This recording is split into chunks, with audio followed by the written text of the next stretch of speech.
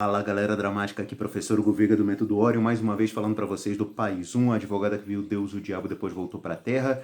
A gente já tem outros vídeos sobre essa peça, então se você ainda não viu os outros, eu aconselho que você pause esse vídeo agora, veja os outros e depois volte para cá, porque senão você vai voar completamente no que eu estou falando. Vocês vão ver que eu vou estar com o olho baixo algumas vezes, é porque eu estou com a peça aqui na minha frente, e para ir me guiando aqui. É lógico que eu não vou ler, porque não dá tempo de ler, né, durante uma aula, mas é para dar uma guiada aqui para vocês. A gente terminou justamente no momento que a advogada conhece, a advogada Maria Vitória, né?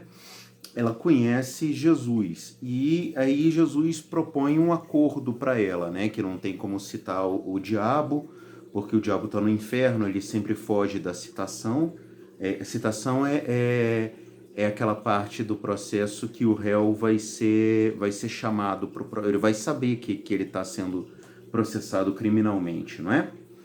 E aí Jesus faz o seguinte: você vai cuidar do primeiro caso da história. Se você conseguir a absolvição, a gente cita o capeta.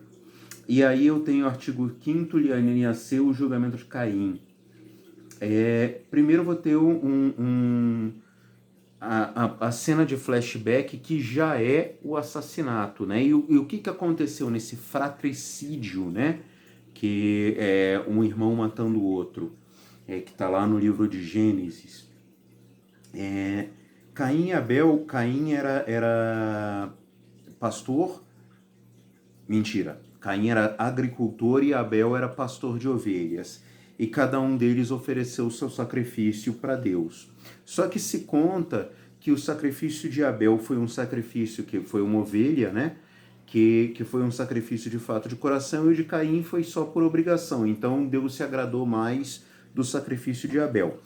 E aí o Caim ficou com inveja e ele mata o irmão. Então a gente tem aqui uma cena cômica, né? Então o Abel foge para Coxia. A Coxia é a parte que está fora da visão da plateia. Então Caim sai da plateia, Abel sai da plateia, Caim joga um facão e pela coxia na direção que ele foi, e quando Abel aparece de novo, ele tá com esse facão enfiado no peito. Tranquilo, é lógico, é o tempo do ator vestir esse facão cenográfico, né? E aí logo depois aparece a voz do pai, a voz de Deus na caixa de som, perguntando: "Ei, o que aconteceu? Tô capinando. E Abel, não fui eu que matei." Né? Ele já na nossa peça aqui Caim é muito burro, né? É lógico, isso é um recurso cômico. E aí Deus expulsa Caim, e aí vem um narrador dando toda aquela genealogia, né, que é muito típico nos textos bíblicos, só que aqui ele faz de uma forma cômica. E aí ele vai falar que a irmã de Tubal-Caim era Noêmia, que gostava de ler gibi do tio Patinhas. E nesse gibi, Zezinho, Guinho e Luizinho eram, na verdade, o mesmo pato que era o Pato Donald, ou seja, começa um nonsense completo aqui. E eles são mais queridos das crianças depois do tio Popota, fazendo uma referência lá ao início da peça. Mas eu vou ter que absolver Caim, né? Acabou o flashback e a advogada voltando a conversar com Jesus. Exato, está começando a sessão. Que entre o culpado de antemão.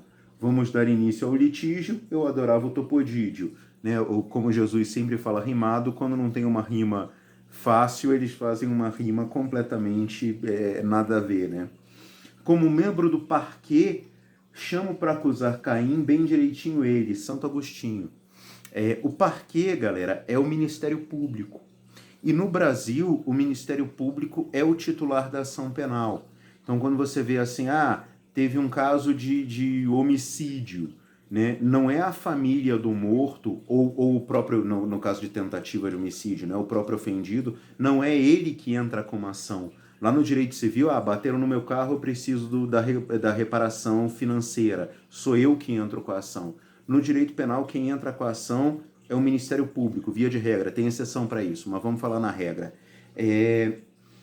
E o Ministério Público é quem tem é o titular da ação penal no Brasil. E é muito engraçado porque Santo Agostinho é doutor da Igreja Católica. E muitas coisas a gente vem por exemplo, por que Deus é eterno, né? Porque como ele criou o tempo, ele não pode estar submetido a uma realidade de tempo. Isso é uma ideia de Santo Agostinho. Então ele é doutor da Igreja Católica. São pouquíssimos doutores da Igreja Católica durante esses 2 milênios de existência, né? Então, Santo Agostinho ele é o responsável pela acusação de Caim, né? E aí ele vem, tá escrito na norma suprema celestial, os 10 mandamentos, como se os 10 mandamentos fossem a Constituição, né? Tá escrito, não matarás, não matarás. Qual parte que ele entendeu? Caim é culpado. Ele é culpado, culpado, culpado. E deve permanecer nas profundezas do asco, né? Santo Agostinho é muito, muito, muito incisivo nessa peça. É lógico, galera, isso é a comédia do G7, isso não tem nada a ver com Santo Agostinho histórico. E aí Jesus fala, bom argumento, agora vamos ouvir a defesa. E concomitantemente Caim fala a sua advogada que se cagou. Ou seja, Caim é um burro, Caim é um idiota nessa peça, né? E aí ela começa a dizer que ele foi vítima da sociedade, que ele nunca foi amado. Aí começa esses argumentos mais sentimentais. E aí Caim conta uma história, e isso é muito comum acontecer no direito brasileiro. O advogado orienta o réu a contar uma história que ele, advogado, inventou. E aí aqui tem uma história que meu irmão tinha... Eu matei meu irmão lá na fazenda, tinha um passarinho, um canário, que estava com a asinha quebrada, né? E Abel teria matado esse passarinho. Por isso, esse teria sido o motivo do crime, né? E ele é bonzinho, ele deixa passar as formiguinhas, né? Aí podem passar formiguinhas, né? Para provar que Caim é bonzinho. Observe, senhora advogada falando, que Santo Agostinho mencionou a tábua dos 10 mandamentos, mais especificamente o artigo 5º, não matarás. Contudo, Caim viveu num tempo muito anterior aos Moisés, época, portanto, que os mandamentos não haviam sido revelados. Então, o que ela está fazendo aqui? Ela está usando, você que é do país 1, o artigo 5º da Constituição Brasileira, um dos incisos fala o seguinte, não tem crime sem lei anterior que o defina. Tranquilo? Ou seja, para alguma coisa ser crime, você tem que ter uma lei penal anterior ao fato. Tranquilo? Por exemplo, roubar é crime? É crime. A gente tem uma lei lá dos anos 40, 1940, se não me engano, Código Penal. Então, se você comete um roubo hoje, isso é crime, porque 1940 é anterior a hoje. É essa a lógica. Tranquilo? E o que ela está dizendo aqui se não era crime, se não existiam os 10 mandamentos na época que Caim viveu, isso não era crime. É lógico que isso também é uma piada, porque a gente tem quase todas as sociedades do mundo, hoje e historicamente, o homicídio ele é errado. Isso esteja positivado, ou seja, escrito em leis ou não. Só que aqui na nossa comédia, Santo Agostinho, meu Deus, não pode ser, né? Ele não tinha pensado nessa possibilidade. E Caim é absolvido, Santo Agostinho fala, vou recorrer. É para quem? Jesus responde para ele, né? Para o além, tipo, Jesus é a autoridade máxima, né? Santo Agostinho vai recorrer para quem? E me aguarde no julgamento de Judas. Sai de cena Santo Agostinho, a gente descobre que Caim, na verdade, queria ir para o inferno, então Caim já fala para a advogada que ele vai matar o outro, e Jesus fala, parabéns, jovem advogada, na verdade eu já sabia, em cumprimento ao nosso acordo, vou atender a sua regalia. Já mandei citar o capeta com um querubim especial. Em poucos segundos estará no tribunal. Artigo 6, inciso 6, parágrafo 6, o duelo com o diabo. Então a gente tem o Satã aqui, que já entra para falar com Jesus, e logo depois entra o Capinha. Capinha, galera, se você procurar aí no Google, coloca Capinha Supremo Tribunal Federal, Capinha STF, eu não sei se vocês já viram no julgamento, tem uma galera que fica auxiliando os ministros, levando água para eles, pegando os livros que eles pedem, ajudando a se sentar lá com a toga e tudo mais. E essa galera usa uma capinha preta. E no coloquial ali dentro do Supremo Tribunal Federal, eles são chamados de capinha. Ou seja, o Satã, ele tem um capinha para ajudar ele. É outra crítica muito forte que o G7 traz aqui para gente. Então, eu tenho aqui advogada: Senhor Jesus, vou direto ao assunto. O meu cliente foi ludibriado a assinar esse contrato malicioso repleto de cláusulas leoninas. Cláusula leonina, galera, é uma cláusula abusiva. E geralmente você tem dois polos num contrato, aí a gente já passou para o direito civil. Você tem dois polos no contrato que eles são muito diferentes no tanto de poder, vamos dizer assim, que cada uma das partes tem. E a parte mais poderosa se aproveita disso para inserir no contrato cláusulas que são abusivas. E aqui ela está falando isso, está repleto de cláusulas leoninas. E Satã imitando o leão, como se ele fosse um leão, porque as cláusulas são leoninas. E eu exijo que seja anulado. E aí, primeiro, ela fala que o diabo, essa diferença, lembra que eu falei da diferença de poder entre cada uma das partes do contrato? E ela fala que existe essa diferença e que o diabo teria influenciado no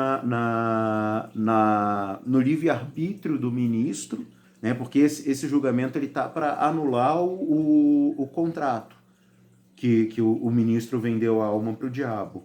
Então, que ele teria influenciado no livre-arbítrio e o ministro não teria assinado, o ministro Jeová Pereira Mendes, não teria assinado esse contrato se não fosse isso. E o Satã fala assim: não, peraí, você me tira do inferno até o céu para discutir contrato?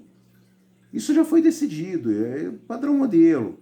E ele fala o seguinte: eu não posso interferir no livre-arbítrio. Inclusive isso está escrito na jurisprudência. E Jesus fala: é verdade, né?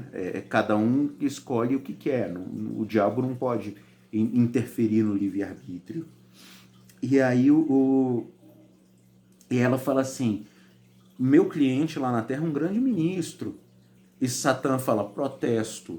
Não é grande ministro nada, ele cuida só das próprias causas. E no fim, o Satã, falando do atismo, ele faz nunca vi ele querer a paz social. E no fim ele fala assim: sem contar no tanto de bandido que soltou. Grande crítica que está mais atual do que na época que foi escrita, por incrível que pareça. E Jesus fala: o capiroto tem razão, o ministro vendeu a alma porque quis. E a advogada espera: antes do seu veredito, eu gostaria de chamar a última testemunha, Beatriz Portinari. Beatriz, galera, é um nome muito simbólico aqui nessa peça. Por quê? Porque ele está fazendo uma analogia ao inferno de Dante Alighieri. E Beatriz é justamente essa mulher que ele vê lá no inferno, né? Então ele está fazendo aqui uma ligação com o texto de Dante. A Beatriz, ela entra em cena e ela fala que conheceu na mais tenra idade, ela era muito jovem, eles eram muito jovens quando se conheceram. E ele era muito doce, eles se apaixonaram.